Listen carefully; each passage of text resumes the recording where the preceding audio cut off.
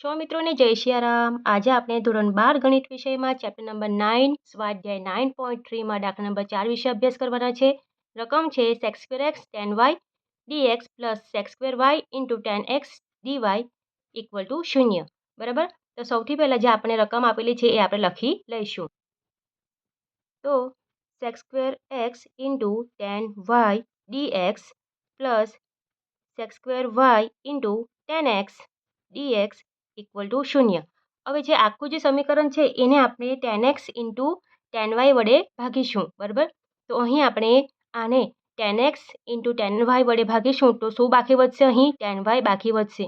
તે જ પ્રમાણે આને આપણે tan x into tan y વડે ભાગીશું તો અહીં sec² y ના છેદમાં શું બાકી વધશે? tan y બાકી વધશે। તો આપણે લખીશું sec² x ના છેદમાં tan x dx plus sec² y ના છેદમાં tan y dy equal to 0। બરાબર। tan x into tan y વડે આપણે આખું જે રકમ આપેલી છે એને આપણે ભાગ્યું છે। તો આ પ્રમાણે આપણને સમીકરણ મળે છે।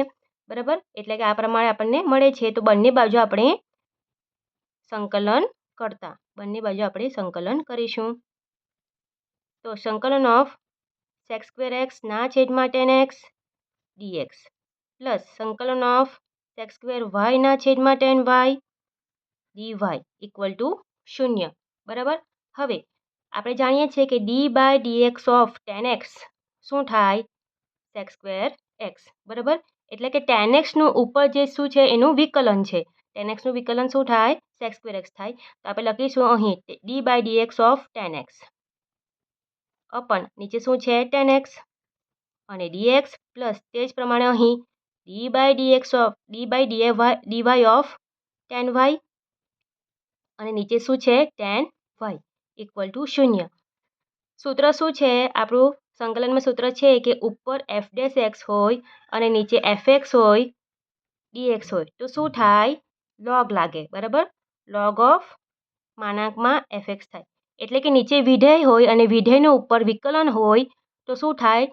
log ઓફ આપણું વિધેય જવાબ તરીકે આવે। અહીં વિધેય તરીકે શું છે? tan x છે।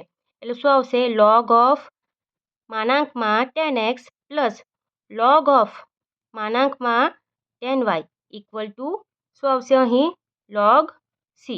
બરાબર। અહીં શું થશે? log m વત્તા log n log m વત્તા log n તો શું થાય? log m n તો log આ તમારો m અને આ તમારો n તો tan x into tan x into tan y equal two log c। બંને બાજુથી log દૂર કરતા તો શું વધશે?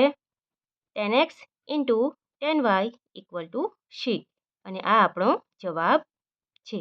બરાબર। તો આ પ્રમાણે દાખલા નંબર 4 જે છે એ અહીં પૂર્ણ થાય છે। સૂત્ર તમારે ખાસ યાદ રાખવાનું કે નીચે વિધેય હોય અને એનું ઉપર વિકલન હોય તો શું લાગે છે? તમારું log ઇન્ટુ માનાંકમાં વિધેય એટલે કે f' x અપન fx dx હોય તો શું થાય? log ઓફ માનાંકમાં fx પ્લસ c।